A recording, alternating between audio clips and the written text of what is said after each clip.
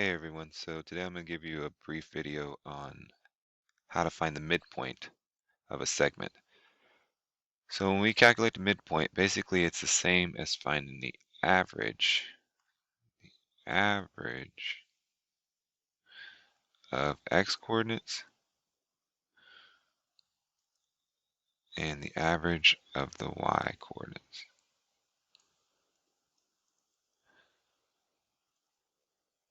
Okay, so what I mean by that is when you did average a long time ago, you had a bunch of numbers and you would add them up and then divide by how many numbers there are. So in this case, we add up all that and divide by 4. Okay, and I don't know what the answer is, it doesn't really matter. But when we're finding the average of x coordinates, there's only going to be two numbers. So we would add up the two numbers and we would divide it. The same thing with the average of the y coordinates. You're going to add up the y's and then divide it. So on this example that I have right here, example number 1, you've got an ordered pair here, which looks like it's at 3, 4. And you got another ordered pair right there, which looks like it's at 1, -3. So it doesn't matter which point you call which. Let's say this first one is A and this is B, and you're going to find the midpoint of segment AB. You would first, to find the midpoint, you're going to add up the x's. So it looks like this, adding the first x and adding the second x, and you're going to divide by 2. You're going to do the same thing with the y's. You're going to add up the first y and add the second y and divide by 2. Okay, your midpoint is an ordered pair. It got an x coordinate and a y coordinate. It's completely different than distance. Distance was one number. It had a length. But midpoint is going to have two numbers, a number for the x coordinate and a number for the y coordinate. So we add up the x's. Here's your first x, 3. And your second x is 1, so 3 plus 1, and then divide by 2. Let's say we add up the y's. Here's your first y, 4. Your second y is -3, so it's 4 plus -3, and divide by 2. Okay? So let's do the math here. The first one is 4 divided by 2. 4 plus -3 is always the same as 4 minus 3. Or in other words, it's 1 and then divided by 2. Okay, you could change this to just 4 minus 3 if you wanted to. You don't have to put plus negative. And simplify a little bit more, and you got 2 and 1/2. Well, let's check to make sure this looks reasonable. So if I erase all my other junk here, over to the 2 coordinate and up just a half would put us right there, and that does look like that could be the midpoint. Alright, so we just check it and see if it's a reasonable answer. Now we're going to figure out what happens if you're given an endpoint and then a midpoint, and you got to find the other endpoint. So in this situation, there is no graph. You can draw a graph if you want. It doesn't have to be super accurate. You're basically just trying to figure out roughly where the point should fall. So -2, 5, 1, 2, 3, 4, 5. It's somewhere around here. I'm going to call that point A. And then -7, 3. So this is 2, 3, 4, 5, 6, 7. And +3. So somewhere around here. I'm going to call that B. Okay, so I'm trying to find the midpoint. Actually, I'm trying to find the other end. So that's actually, instead of calling this one B, I'm going to call it M for midpoint. Okay, and actually, I probably want to move all this around because it looks like we're going to go a little bit over. Okay, so if this is the midpoint right here, then that means most likely the other endpoint is somewhere in this vicinity. Okay, so how do we figure that out? Well, there's a couple different ways. If you can make a little algebra equation so you don't know what this other endpoint is, call it x, comma y. Okay, you do know this end over here is -2, 5, and you know that this is -7, 3. Okay, so I would add up my x's and divide by 2. Well, -2 is one of my x's right there.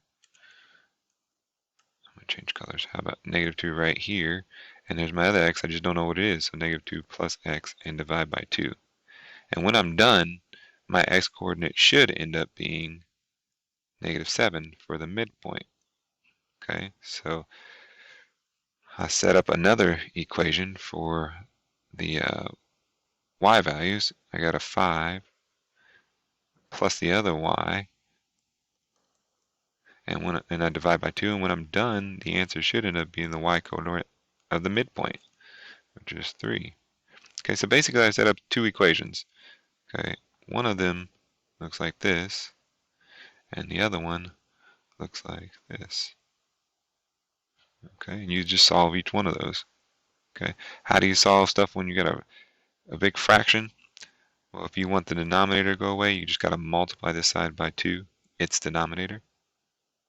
And you got to do the same thing on the other side too. By multiplying the denominator, it cancels it out, so I just have the numerator. And this one's -14, and from here you should probably be able to figure it out. Add 2. The answer is x is -12. And do the same thing for the y-coordinate. I'm going to multiply by 2, multiply by 2. From here, I just have the numerator, and subtract the 5. So y should be equal to 1. So my answer should be an endpoint that has a coordinate -12, 1. Well, let's check to make sense. See if that makes sense. When I went out here to 7, this looks like it could be somewhere around 12. And this looks like it could be about 1 up. So that looks like a reasonable answer to me.